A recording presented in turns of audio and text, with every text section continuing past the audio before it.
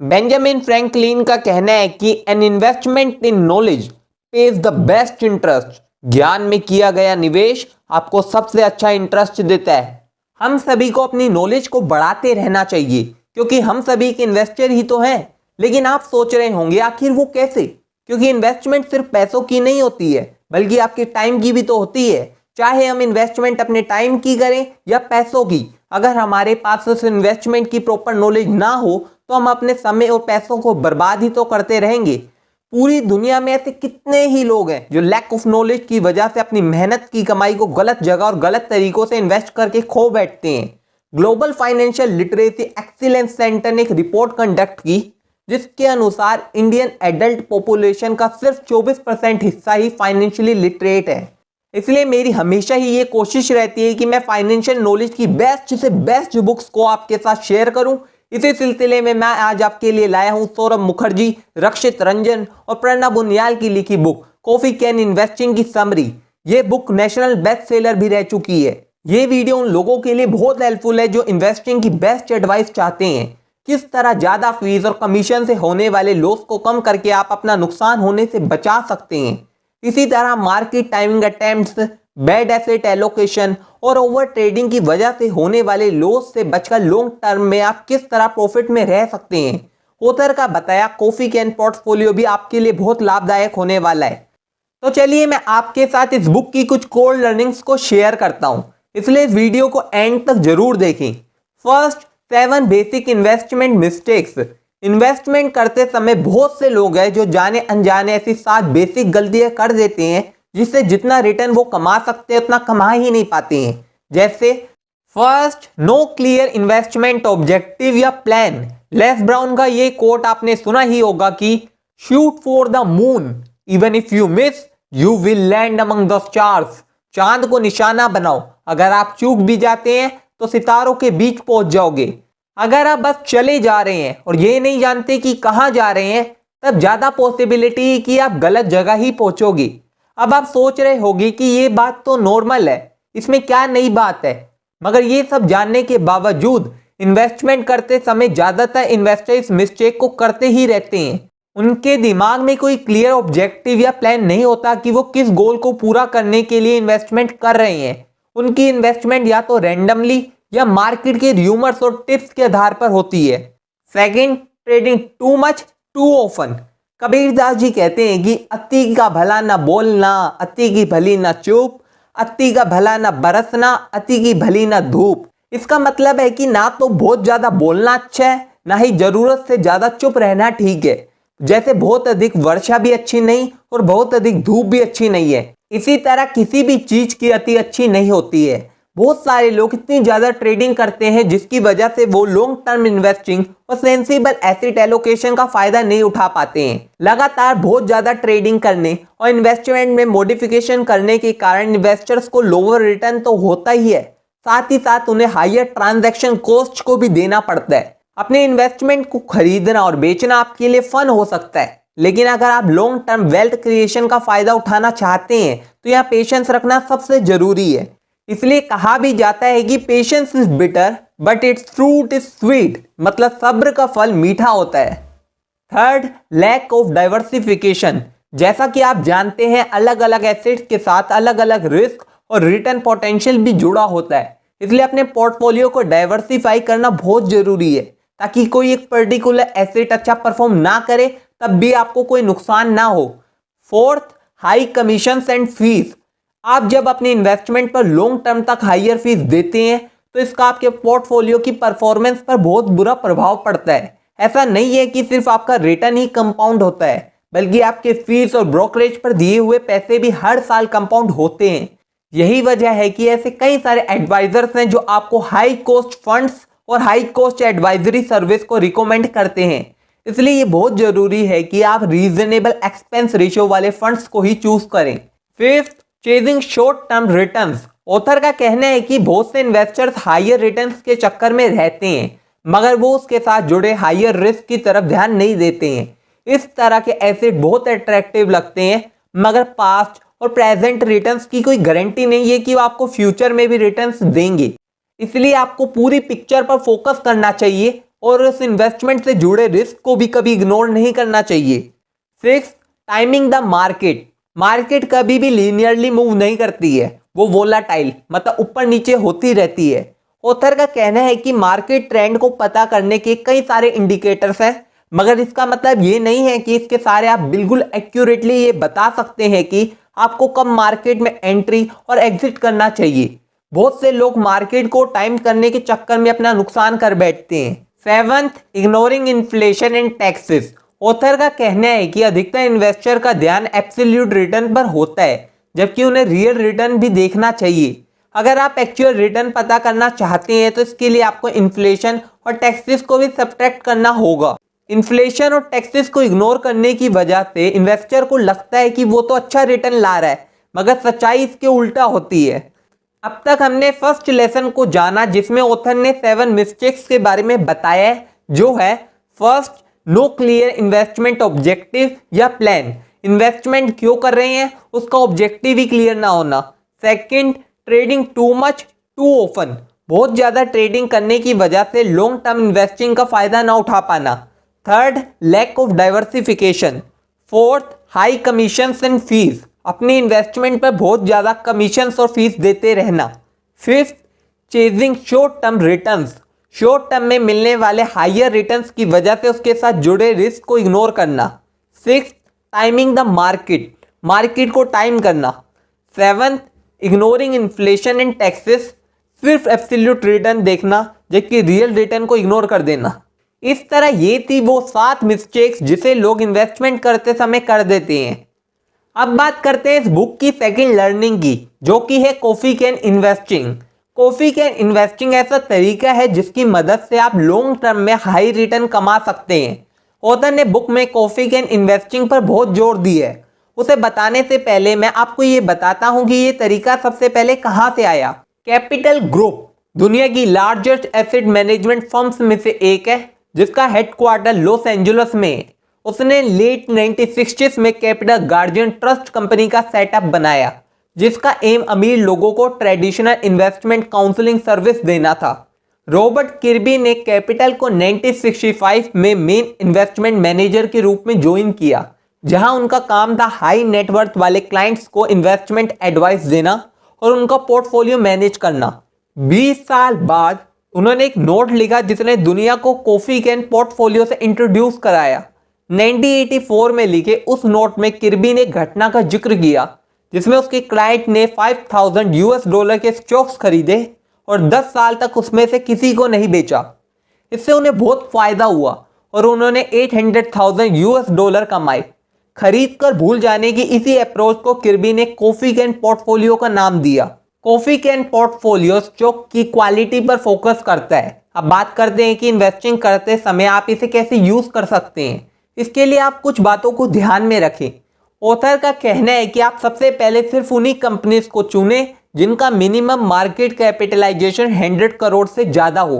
फिर ये देखें कि क्या उन कंपनीज ने पिछले 10 साल में लगातार कम से कम 15% रिटर्न ऑन कैपिटल एम्प्लॉयड मतलब ROCE जनरेट किया है या नहीं। अगर आपको ये नहीं पता कि ROCE क्या होता है तो मैं आपको बता दूं कि ROCE एक फाइनेंशियल रेशो है जिसका यूज कंपनी की प्रॉफिटेबिलिटी और उसकी कैपिटल एफिशिएंसी को जानने के लिए किया जाता है। यानी से ये पता चलता है कि एक कंपनी प्रॉफिट जनरेट करने के लिए अपने कैपिटल का इस्तेमाल कितनी एफिशिएंटली करती है। इसे जानने का फॉर्मूला है ROCE = earning before interest and tax divided by capital employed. इसके अलावा आपको ये चेक करना है कि उस कंपनी ने हर साल कम से कम 10% की सेल की होनी चाहिए। अगर आप इन सभी फैक्टर्स को ध्यान में रखेंगे और स्टॉक्स को लॉन्ग टर्म तक होल्ड करेंगे तो आप कम रिस्क लेकर ज्यादा रिटर्न कमा सकते हैं। इसलिए बेंजामिन ग्राहम ने कहा है, for indeed the investors chief problem and even his worst enemy is likely to be himself. वास्तव में निवेशक की मुख्य समस्या और यहां तक कि उसका सबसे बड़ा दुश्मन वह स्वयं ही है। थर्ड लेसन है एक्सपेंसेस मैटर। बेंजामिन फ्रैंकलिन ने बहुत बढ़िया बात कही है कि Beware of little expenses. A small leak will sink a great ship. छोटे खर्चों से सावधान रहें। एक छोटा रिसाव एक बड़े जहाज को डुबो देगा। इसी तरह इन्वेस्टिंग में छोटे छोटे खर्चे भी बड़ा नुकसान कर देते हैं। इन्वेस्टिंग की दुनिया में 3 तरह के एक्सपेंसेस होते हैं जो इन्वेस्टर जाने अनजाने पे करता रहता है। First, transaction fees. इस फीस को ब्रोकरेज भी कहा जाता है। आप जब भी ट्रांजैक्शन करते हैं तो इसे पे करना पड़ता है। देखने में तो ये आपको बहुत कम लग सकती है, मगर जब आप इन्वेस्टमेंट होल्ड करने की बजाय कई बार पोर्टफोलियो को ट्रेड करते रहते हैं तो इसका बहुत बुरा प्रभाव पड़ता है। Second, annual fees. इस तरह की फीस ज़्यादातर फंड्स में जैसे म्यूचुअल फंड्स या पोर्टफोलियो मैनेजमेंट सर्विसेज में चार्ज की जाती है। ये फंड मैनेजर मंथली या क्वार्टरली बेसिस पर भी चार्ज करता है। इसके अलावा कई बार वो परफॉर्मेंस फीस भी चार्ज करते हैं, जिसमें फंड मैनेजर आपके लिए प्रॉफिट जनरेट करने के बदले उसका कुछ शेयर चार्ज करते हैं। ये एनुअली चार्ज की जाती है। Third, hidden fees. इन्वेस्टर के लिए इंश्योरेंस प्रोडक्ट्स और स्ट्रक्चर प्रोडक्ट्स में इन्वेस्ट करते समय ये जानना मुश्किल होता है कि उससे कौन सी फीस चार्ज की जा रही है। ये हिडन फीस होती है। इसलिए ऑथर का कहना है कि आपकी इन्वेस्टमेंट रिटर्न में एक्सपेंसेस का बहुत इंपॉर्टेंट रोल होता है, इसलिए उसे आपको कभी भी इग्नोर नहीं करना चाहिए। ऑथर का सजेशन है कि आपको पैसिव फंड्स या एक्सचेंज ट्रेडेड फंड्स में इन्वेस्ट करना चाहिए, क्योंकि इन दोनों में ही एक्टिव फंड्स की तुलना में एक्सपेंस रेशियो बहुत कम होते हैं। फॉर एग्जाम्पल, निफ्टी ETF ऐसा फंड है जो इन्वेस्टर से पैसा कलेक्ट करता है और उसे इंडेक्स की तरह 50 निफ्टी कंपनीज में उसी प्रोपोर्शन में इन्वेस्ट कर देता है। इस तरह इसकी वैल्यू भी निफ्टी की तरह ही मूव करती है। ETFs में तब तक बहुत कम एक्सपेंस रेशियो चार्ज किया जाता है जब तक वो आपको एक्टिव फंड मैनेजमेंट ऑफर नहीं करता है। फोर्थ लेसन है द रियल एस्टेट ट्रैप। किसी महान व्यक्ति ने कहा है, you will find that many of the truths we cling to depend greatly on our own point of view. आप पाएंगे कि हम जिन सच्चाइयों से चिपके रहते हैं वो बहुत हद तक हमारे अपने दृष्टिकोण पर निर्भर करती है। ऑथर का कहना है कि आप देखेंगे कि ज्यादातर इंडियंस अपने पोर्टफोलियो में रियल एस्टेट को बहुत ज्यादा इंपॉर्टेंस देते हैं। वो प्रॉपर्टी को सेफ्टी, स्टेटस और प्रेस्टीज के साथ जोड़कर देखते हैं, मगर ऐसे कई कारण हैं जिसकी वजह से ये इन्वेस्टर के लिए बहुत डेंजरस एसेट क्लास है। जैसे फर्स्ट, इन्वेस्टमेंट साइज। जहां आप 500 रुपए में स्टॉक्स और 5000 रुपए में म्यूचुअल फंड्स में इन्वेस्ट कर सकते हैं, वहीं रियल एस्टेट में इन्वेस्ट करने के लिए आपके पास लाखों रुपए होने चाहिए, जिसकी वजह से ये सिर्फ अमीर लोगों तक सीमित है। Second, liquidity. अगर आप रियल एस्टेट को फाइनेंशियल एसेट्स जैसे स्टॉक्स और बॉन्ड्स या फिजिकल एसेट्स जैसे गोल्ड और सिल्वर से कंपेयर करें तो ये एक लिक्विड एसेट क्लास है। मतलब इसे बेचकर कैश में जल्दी कन्वर्ट करना आसान नहीं होता।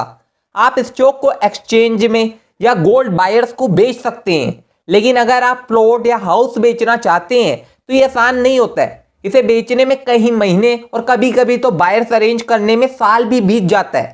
Third, transaction fees. प्रॉपर्टी खरीदते वक्त स्टैंप ड्यूटी, रजिस्ट्रेशन और बाकी के ट्रांजैक्शन चार्जेस देने पड़ते हैं। आमतौर पर डेवलपर और हाउसिंग सोसाइटी भी ट्रांसफर फीस चार्ज करते हैं। ये कॉस्ट रेजिडेंशियल रियल एस्टेट को बहुत महंगा एसेट क्लास बना देती है। रियल एस्टेट इन्वेस्टमेंट में ट्रांजैक्शन कॉस्ट और टैक्सेस की वजह से ज्यादातर प्रॉफिट का नुकसान हो जाता है। इसलिए ऑथर का कहना है कि आपको रियल एस्टेट के ट्रैप में नहीं फंसना चाहिए। फिफ्थ लेसन है स्मॉल इज ब्यूटीफुल। कहा जाता है कि बिग बिजनेस स्टार्ट स्मॉल। एक बड़ा व्यवसाय छोटे से शुरू होता है, इसलिए छोटी दिखने वाली कंपनी को कभी इग्नोर नहीं करना चाहिए। ऑथर का कहना है कि पिछले 2 दशकों से देखा गया है कि स्मॉल कैप्स कंपनीज, मतलब वो कंपनीज जिनका मार्केट कैपिटलाइजेशन 5000 करोड़ से कम होता है, ने लार्ज कैप्स कंपनीज, मतलब वो कंपनीज जिनका मार्केट कैपिटलाइजेशन 20,000 करोड़ या उससे ज्यादा होता है, से बेहतर परफॉर्म किया है। इसके 2 कारण हैं। First, small cap companies grow faster.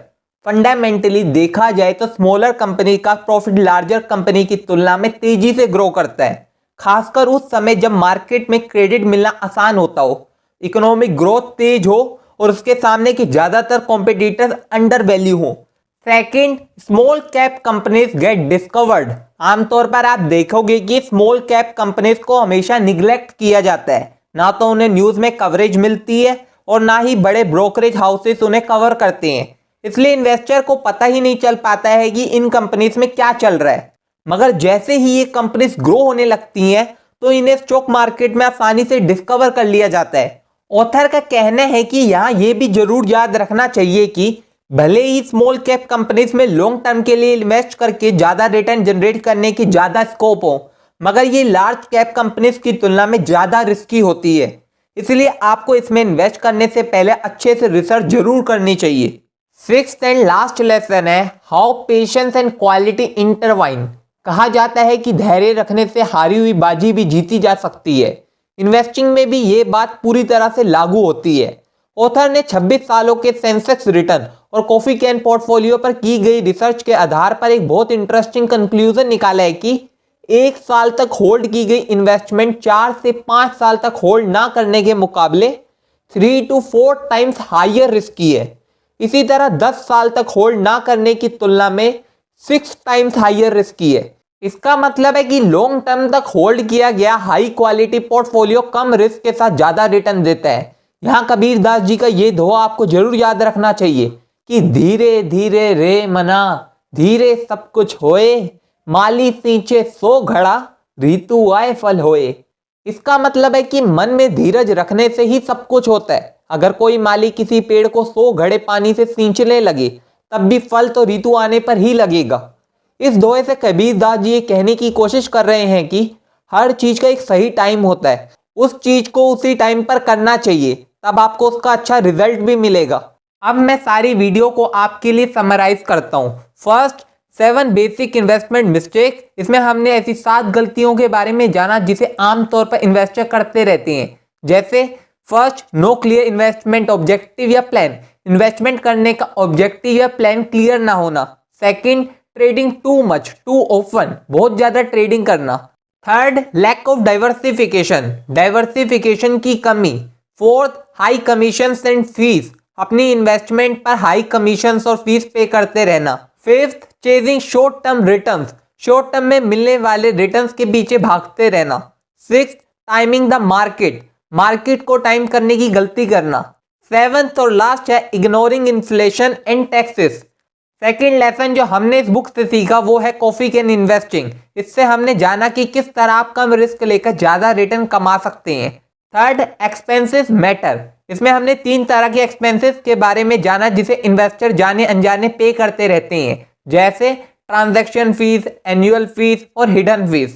Fourth, the real estate trap, real estate एक अच्छी इन्वेस्टमेंट क्यों नहीं है। Fifth, small is beautiful, small cap companies में इन्वेस्ट करना क्यों फायदेमंद है। Sixth, how patience and quality intertwine. इसमें हमने जाना कि किस तरह आप पेशेंस रखकर लॉन्ग टर्म के लिए हाई क्वालिटी पोर्टफोलियो में इन्वेस्ट करके अच्छा रिटर्न कमा सकते हैं। उम्मीद करता हूं कि आप तक फाइनेंशियल नॉलेज को पहुंचाने के मेरे इस मिशन में बनाई गई ये वीडियो आपको पसंद आई होगी। क्या आप चाहते हैं कि मैं आपके लिए ऐसी ही बुक समरी की वीडियो लाता रहूं? तो अपनी उंगली को सब्सक्राइब बटन से छूकर चैनल को सब्सक्राइब जरूर करें।